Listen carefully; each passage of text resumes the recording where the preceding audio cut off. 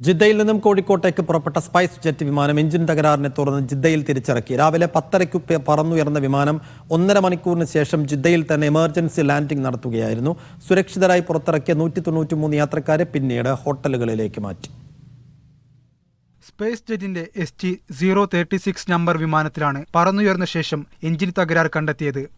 പറന്നുയർന്ന വിമാനത്തിൽ അരമണിക്കൂറിന് ശേഷം വലിയ ശബ്ദവും അസാധാരണ കുലുക്കവും അനുഭവപ്പെട്ടതായി യാത്രക്കാർ പറഞ്ഞു. ഇതോടെ 1 മണിക്കൂർ പറന്ന് ഇന്ധനം പരമാവധി തീർത്ത ശേഷം വിമാനം ജിദ്ദയിൽ സുരക്ഷിതമായി തിരിച്ചിറക്കുകയായിരുന്നു.